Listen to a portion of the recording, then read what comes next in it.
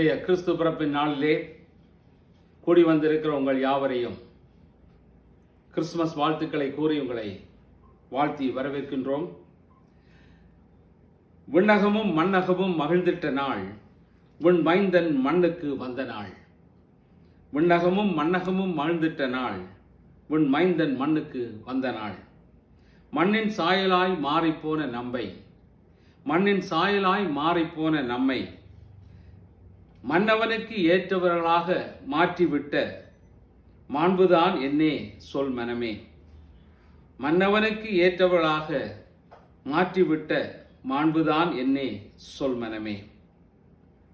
மாளும் மைந்தர்களுக்கு வாழும் வழியினை, மாளும் மைந்தர்களுக்கு வாழும் வழியினை, மங்கா ஒளியினை பொங்கும் பூரிப்போடும் மண்டியிட்டு பற்றி கொள்ள சொல்லுவாய் நீ மனமே.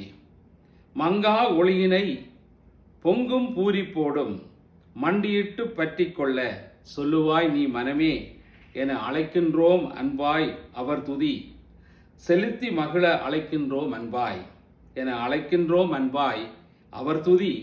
செலுத்தி மகிழ அழைக்கின்றோம் அன்பாய். இந்த வேளையிலே பாடகர் குழு ஒரு விசேட பாடலை பாடுவார்கள். பொங்கி வழியும் தேவ கிருபை மண்ணில் வந்தது.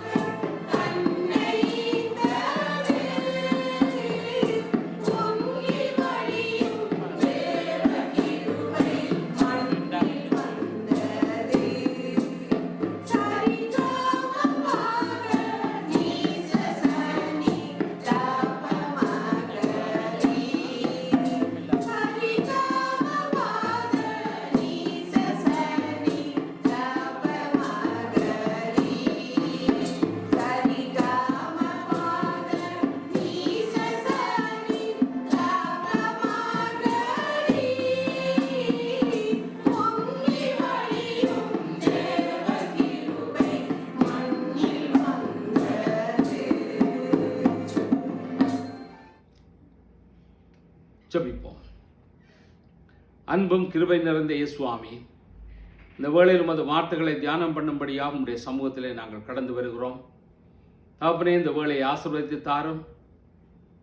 உம்முடைய பிறப்பின் நற்செய்தியை நாங்கள் ஒவ்வொருத்தரும் கேட்கத்தக்கதாக உம்முடைய ஜீவனுள்ள மன்னாவினாலே எங்களை போஷித்து வழி நடத்த வேண்டுமா உம்முடைய கருத்தில் ஒப்புக் கொடுக்கிறோம். அடியே நமது சிலுவை நிழலுக்கு பின்பாக நீர் மறைத்து அழியாத நித்திய ஜீவனுள்ள வார்த்தைகளை தந்து எங்களோடு பேசும் கர்த்தாவே, நாங்கள் யாவரும் கேட்கிறோம் இயேசு கிறிஸ்துவின் நாமத்திலே, ஆமென். கிறிஸ்துமஸ் என்பது ஸ்டார் அல்ல, பலூன்களும் அல்ல, சோடனைகளும் அல்ல. இவைகள் எதுவுமே வேதத்தில் குறிப்பிடப்படவும் இல்லை. ஆனால் எங்களுடைய சந்தோஷம், அந்த மகிழ்ச்சி, அதை கொண்டாடும் முகமாக நாங்கள் இந்த உலகத்திலே பலவிதமான அலங்காரங்களை நாங்கள் செய்கிறோம். அதிலே தவறு கிடையாது. கிறிஸ்துவின் பிறப்பை நாங்கள் கொண்டாடுவது நல்லது, அவசியம். அது சந்தோஷம். ஏனென்றால் ஆண்டவராகிய இயேசு கிறிஸ்துவனுடைய உலகத்தின் வருகையானது எல்லா ஜனத்துக்கும் மிகுந்த சந்தோஷத்தை உண்டாக்கும் நற்செய்தியாக அவர் உலகத்திலே வந்தார். ஆகையினாலே எல்லா ஜனங்களும் அவருடைய பிறப்பை நினைவு கூறுவது நல்லது. நம்முடைய வீட்டிலே ஒரு குழந்தை பிறந்து அதற்கு 1 வயது ஆகும்போது அந்த பிறந்த நாளை என்ன விதமாக கொண்டாடுவதற்கு என்னெல்லாம் அலங்காரங்களை செய்து நாங்கள் கொண்டாடுவோமோ, அதே போல நம்முடைய நாயகன் இயேசு உலகத்திலே நம்மை தேடி வந்தார். அவர் பிறந்த நாளை நாங்கள் நினைவு கூறுவது மிகவும் பொருத்தமானது. அதை ஒரு களிவாட்டாக அல்லாமல் அது ஒரு நினைவு கூறுதலாக நாங்கள் அதை கொண்டாடுவது மிகவும் நல்லது. கிறிஸ்துவின் பிறப்பை குறித்து வேதாகமத்தில் கூறப்படுகிற காரியங்களை சற்று ஆழமாக சிந்தித்து தியானிக்க வேண்டியது அவசியம். அதிலுள்ள மகத்துவமான கிறிஸ்துவின் பிறப்பை குறித்து அறிந்து கொள்வதும் அவசியம். வேதத்திலே நாங்கள் பார்க்கிற போது ஆதியாகமம் 1 அதிகாரம் 26வது வசனம் சொல்லுகிறது, பின்பு தேவன் நமது சாயலாகவும் நமது ரூபத்தின் படியையும் மனுஷனை உண்டாக்குவோமாக, அவர்கள் சமுத்திரத்தின் மச்சங்களையும் ஆகாயத்து பறவைகளையும் மிருக ஜீவன்களையும் பூமி அனைத்தையும் பூமியின் மேல் ஊறும் சகல பிராணிகளையும் ஆளக்கடவீர்கள் என்றார். மனிதனை தேவன் தமது சாயலாகவும் அவருடைய ரூபத்தின் படியையும் அவர் உருவாக்கினார். அந்த உருவாக்கிய மனிதனை தேவன் இந்த உலகத்திலே அவரை வைத்து அவர் படைத்த எல்லாவற்றையும் ஆளுகை செய்கிற அதிகாரத்தை தேவன் மனிதனுக்கு கொடுத்தார். மனிதனை படைத்த தேவன் ஒரு நாளும் நாங்கள் தான் இந்த உலகத்தை ஆளப்போகிறோம் அல்லது நான் இந்த உலகத்தை ஆளப்போகிறேன் என்கின்ற அதிகாரத்தை தனது கையில் வைத்துக் கொள்ளாமல் தேவன் தமது சாயலின்படியும் ரூபத்தின்படியும் உருவாக்கிய மனிதனுக்கு அந்த ஆளுகை செய்கிற அதிகாரத்தை தேவன் கொடுத்தார் என்பதை நாங்கள் பார்க்கிறோம். இங்கே சகலத்தை ஆளக்கடவீர்கள் என்றுதான் ஆண்டவர் சொல்லுகிறார். அவன் நம்முடைய ஆண்டவர் ஒரு வார்த்தை சொன்னால் அது சொன்னதுதான், அது ஒருபோதும் மாறப்போவதில்லை. எத்தனை கோடி வருடங்கள் சென்றாலும் அவருடைய சொன்ன வார்த்தைகளும் வாக்குத்தத்தங்களும் உடன்படிக்கைகளும் ஒருபோதும் மாறப்போவதே இல்லை. அவர் நேற்றும் இன்றும் என்றும் மாறாத தேவன் என்றுதான் வேதம் சொல்லுகிறது. எண்ணாகமம் 23 அதிகாரம் 19வது வசனத்திலே பார்க்கிற போது, பொய் சொல்ல தேவன் ஒரு மனிதன் அல்ல, அவர் மனம் மாற அவர் மனுபுத்திரனும் அல்ல. அவர் சொல்லியும் செய்யாதிருப்பாரா, அவர் வசனத்தில் நிறைவேற்றாதிருப்பாரா என்று எழுதப்பட்டிருக்கிறது. அவன் மனிதனை உண்டு பண்ணி நீங்கள் ஆண்டு கொள்ளுங்கள் என்று சொல்லுகிற அதிகாரத்தை தேவன் கொடுத்தார். நம்முடைய திருத்துவ தேவன் மனிதனை உண்டாக்கி அவர் உண்டாக்கியவைகளை எல்லாவற்றையும் முழுமையாக ஆளுகை செய்கிற அதிகாரத்தை தேவனால் உருவாக்கப்பட்ட மனிதனிடத்திலே கையளித்தார். அதை தெளிவாக நாங்கள் புரிந்து கொள்ள வேண்டும்.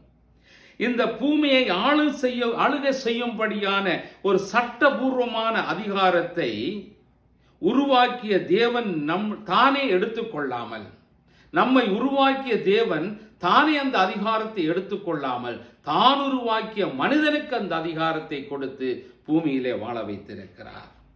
வேதம் சொல்லுகிறது, தேவன் ஆவியாய் இருக்கிறார், நீங்களும் ஆவியாய் இருக்கிறீர்கள். தேவன் ஆவியாய் இருக்கிறார், நீங்களும் ஆவியாய் இருக்கிறீர்கள். ஆனால் உங்களுக்கு ஒரு சரீரத்தை தேவன் கொடுத்திருக்கிறார். தேவன் ஆவியாய் இருக்கிறார், தேவனுக்கு சரீரம் இல்லை, ஆனால் அவருக்கு சாயல் உண்டு. இங்கே இருக்கிற நீங்களும் நானும் ஆவியாயும் இருக்கிறோம், சரீரமாயும் இருக்கிறோம். சரீரம் உள்ள உங்களுக்கு தான் அந்த ஆளுகை செய்கிற அதிகாரத்தையும் தேவன் தந்திருக்கிறார் என்பதை நாங்கள் தெளிவாக புரிந்து கொள்ள வேண்டும். மற்ற ஆவிகளுக்கு சட்டபூர்வமான அதிகாரம் கொடுக்கப்படவே இல்லை.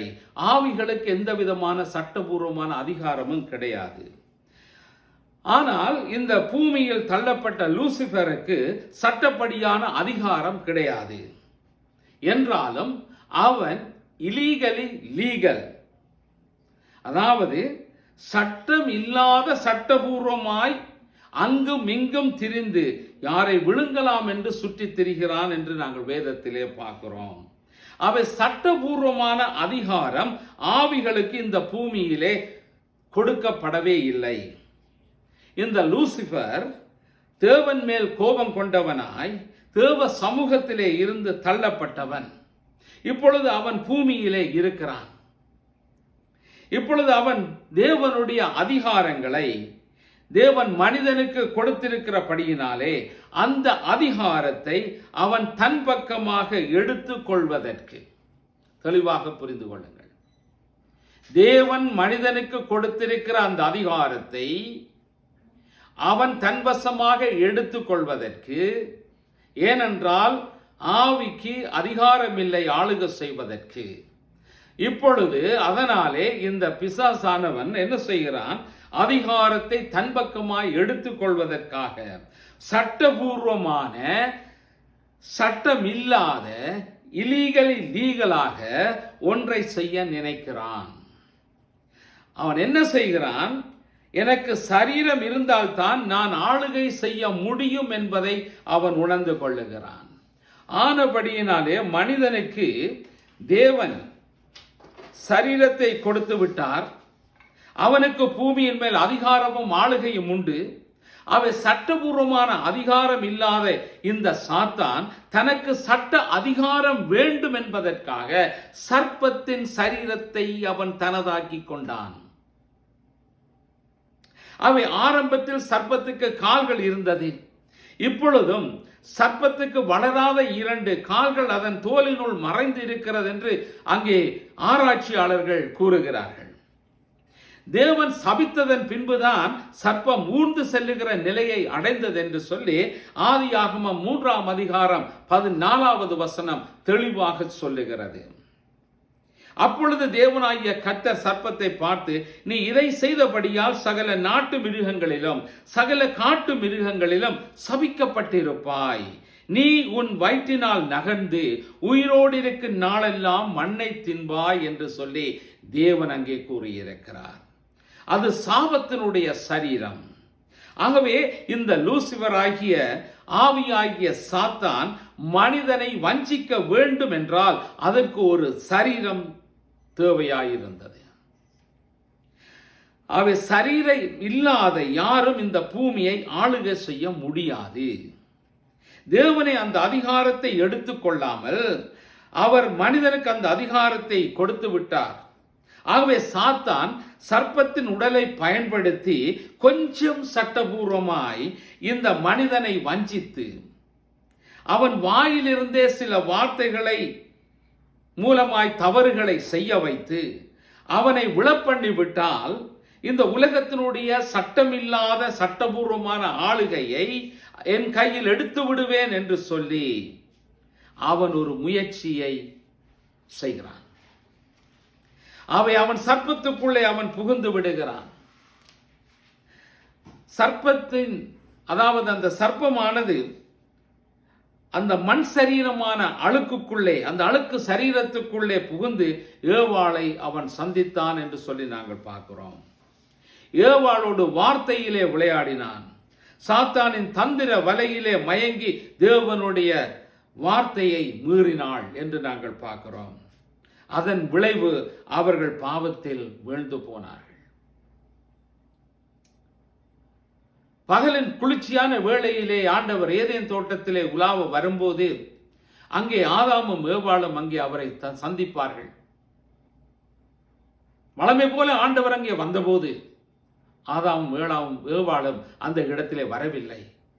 அவர்கள் பாவம் செய்தபடியினால் அவர்கள் நிர்வாணிகள் என்று கண்டு அங்கே அவர்கள் மறைத்து கொண்டார்கள், தங்களை மறைத்து வைத்திருந்தார்கள்.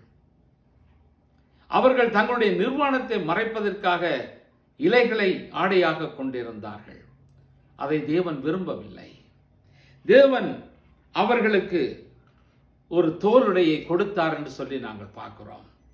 அவர் ஒரு மிருகத்தை அடித்து, ஒரு ஆட்டை அடித்து அதிலே இருந்த அந்த தோலை எடுத்து அவர்களுக்கு ஆடையாய் கொடுத்தார். அப்ப உலக தோற்றத்தின் முன்பே அடிக்கப்பட்டார். வார்த்தையாகிய தேவன் உலக தோற்றின் முன்னே அவர் அடிக்கப்பட்டார் என்று நாங்கள் பார்க்கிறோம்.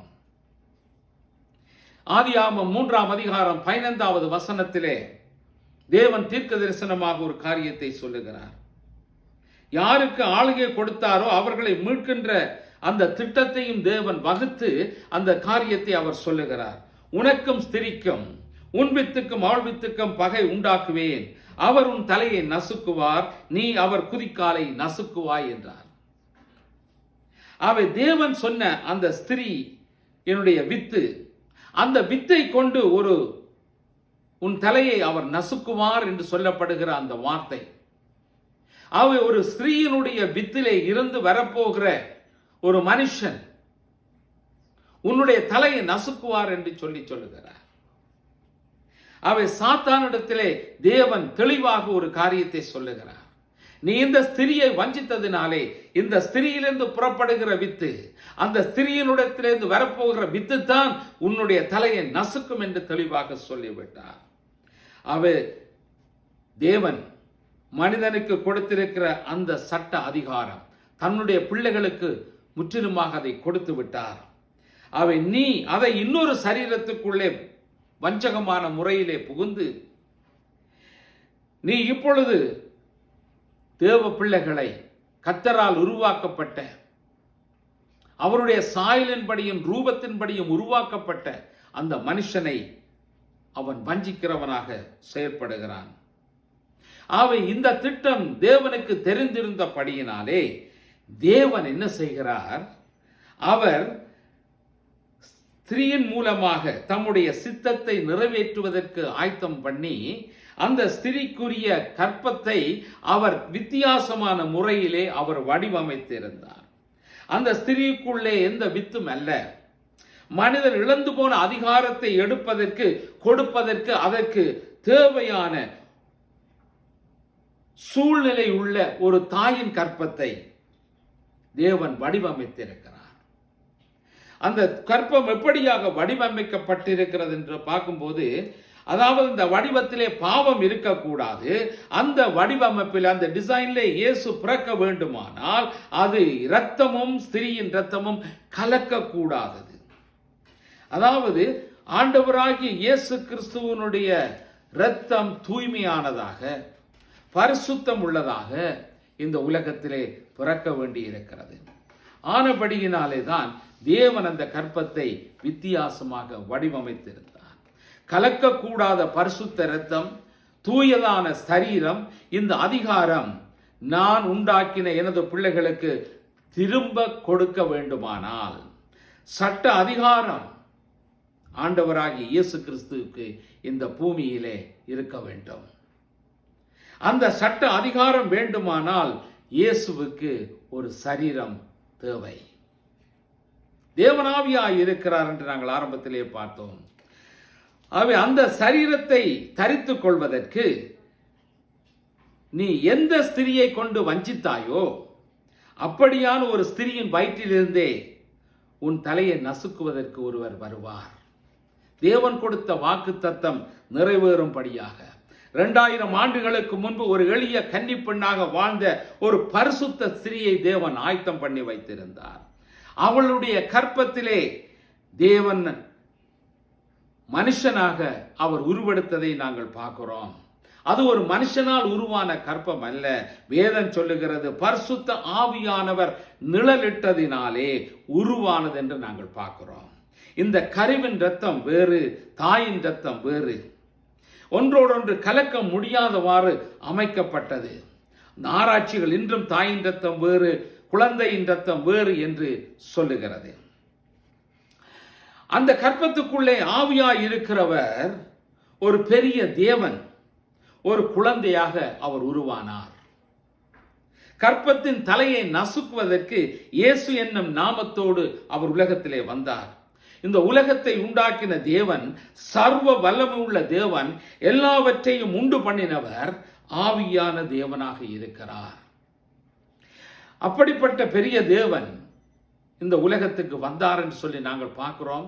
யோவான் எழுதின சுவிசேஷம் 1வது அதிகாரம் 1 முதல் 3 வசனங்களை நாங்கள் பார்க்கிற போது, ஆதியிலே வார்த்தை இருந்தது, அந்த வார்த்தை தேவனிடத்தில் இருந்தது, அந்த வார்த்தை தேவனாய் இருந்தது, அவர் ஆதியிலே தேவனோடு இருந்தார், சகலமும் அவர் மூலமாய் உண்டாயிற்று.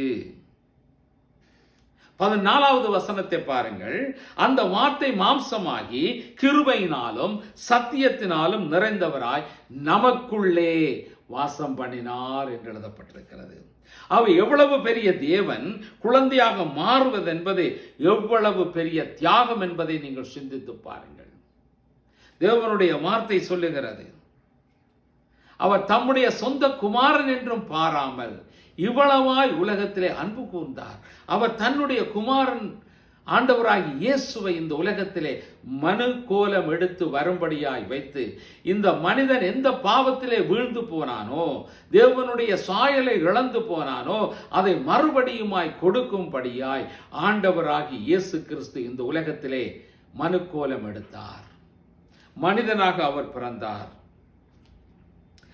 அந்த தேவன் ஒரு ஸ்திரீயின் வயிற்றிலே குழந்தையாய் பிறந்து, அந்த ஸ்திரீயின் வித்து அந்த ஆண்டவராகிய இயேசு கிறிஸ்து, அந்த இயேசு கிறிஸ்து தான் அங்கே சத்துருவை ஜெயிக்கிற தேவனாக உலகத்தில் வருகிறதை நாங்கள் பார்க்கிறோம்.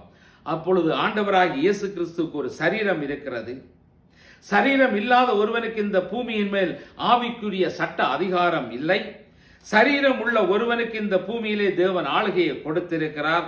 பிறந்த இயேசு ஆலயத்துக்கு சென்றார், வியாதியஸ்தரை சுகமாக்கினார், பரலோக ராஜ்யத்தை குறித்து அவர் பேசினார்.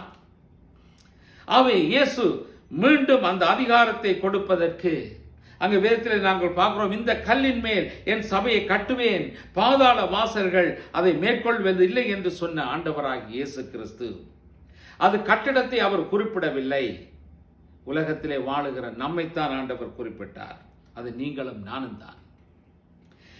நமக்கு மீண்டும் ஆளுகிற அதிகாரத்தை தருவதற்காக சாத்தானிடம் இருந்து அந்த அதிகாரத்தை அவர் எடுத்துக்கொள்வதற்காக இயேசுவுக்கு ஒரு சரீரம் தேவைப்பட்டது. ஏதேன் தோட்டத்திலே சாத்தான் ஆளுகிற அதிகாரத்தை பறித்து விட்டான்.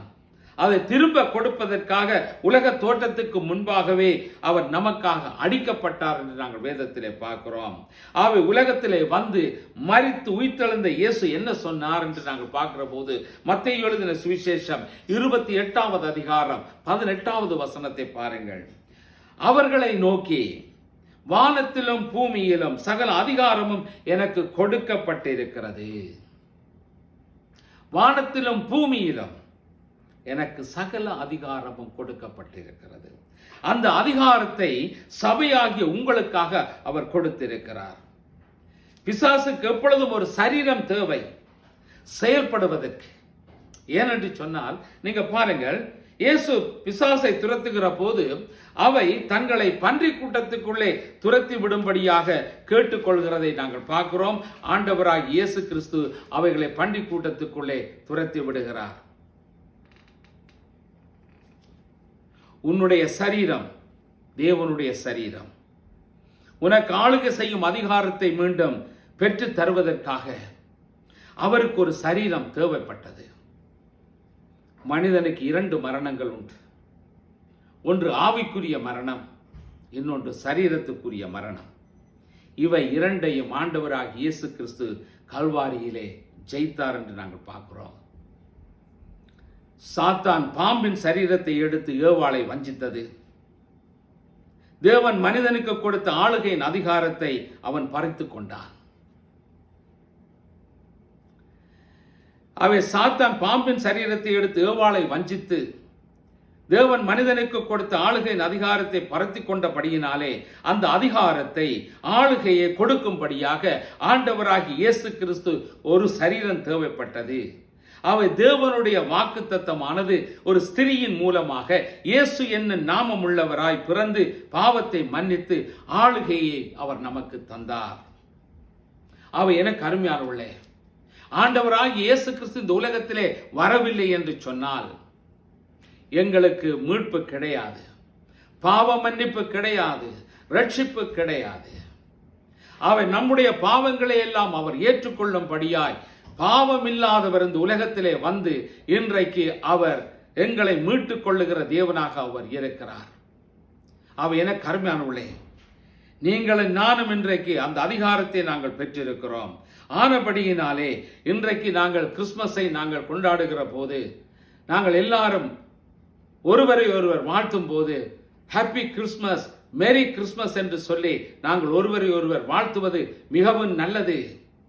ஆகவே என கருமையானவர்களே, எங்களுக்கு தேவன் தம்முடைய அதிகாரத்தை பயன்படுத்தி எங்களுக்கு தரப்பட்ட அதிகாரம் சத்துருவினாலே வஞ்சிக்கப்பட்டு எடுக்கப்பட்டதை ஆண்டவர் அதை பறித்து மறுபடியுமாய் எங்களுக்கு தந்திருக்கிறார். ஆகவே நாம் ஆண்டவருக்காக உண்மை, உத்தமம், பரிசுத்தம் என்று சொல்லி அவர் வழியிலே நாங்கள் வாழ்வதற்கு எங்களை நாங்கள் முழுமையாக நாங்கள் ஒப்புக் கொடுப்போம். ஆண்டவருடைய சமூகத்திலே எங்களை தாழ்த்துவோம். ஜெபிப்போம். வார்த்தையாகிய தேவனே, சகலத்தையும் வார்த்தையாலே சிருஷ்டித்தவரே, மனிதனுக்கு உமது சாயலையும் உமது ரூபத்தையும் கொடுத்து மண்ணினால் உருவாக்கி ஆளுகை செய்கிற அதிகாரத்தையும் கொடுத்தீரே, உமக்கு நன்றி செலுத்துகிறோம்.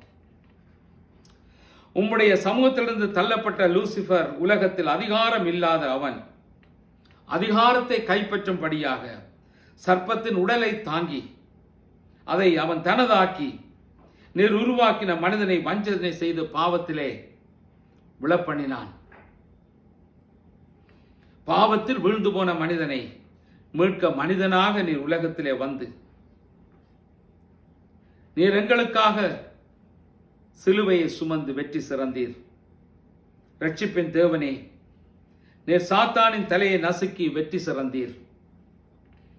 இன்று நீர் எங்களோடு பேசின உம்முடைய வார்த்தைகள் ஒவ்வொன்றுக்காக நாங்கள் நன்றி செலுத்துகிறோம். எங்களுக்காக, எங்கள் பாவங்களுக்காக உமது இரத்தத்தை சிந்தி எங்களை மீட்டுக்கொண்ட தயவுக்காக நன்றி செலுத்துகிறோம் சுவாமி. கர்த்தாவே, உமது பிறப்பினை நினைவு கூறுகின்ற இந்த நாளிலே எல்லா ஜனங்களும் உம்மை அறிந்து கொள்ளவும் உம்மை ஏற்றுக்கொண்டவர்கள் சத்தியத்தை விட்டு விலகாதபடியும் பாதுகாத்துக் கொள்ளும்படியாக மன்றாடுகிறோம்.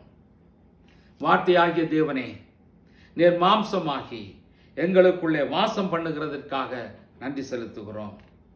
தகப்பனே, எங்களை கைவிடாதையும் ரட்சிப்பின் சந்தோஷத்தை ஒருவரும் இழந்து போகாதபடி ஆண்டவரே, உம்முடைய ரட்சிப்பின் சந்தோஷத்தினாலே ஒவ்வொருவரை நிரப்ப வேண்டுமாக நாங்கள் மன்றாடுகிறோம். இந்த கால சூழ்நிலைகளுக்கு மத்தியிலும் உம்முடைய சமாதானத்தையும் பாதுகாப்பையும் யாவருக்கும் கொடுத்து வழிநடத்தும்படியாக உம்மிடம் நாங்கள் எங்களை தாழ்த்தி ஒப்புக் கொடுக்கிறோம். ஆண்டவராகிய இயேசு கிறிஸ்துவின் நாமத்தில் ஜெபம் கேட்கிறோம் எங்கள் நல்ல பிதாவே, ஆமென். இந்த வேளையிலும் பாடகர் குழுவினுடைய இன்னொரு பாடலை நாங்கள் கேட்போம். வார்த்தையான கடவுள் என்று நம்முடைய குடிகொண்டார்.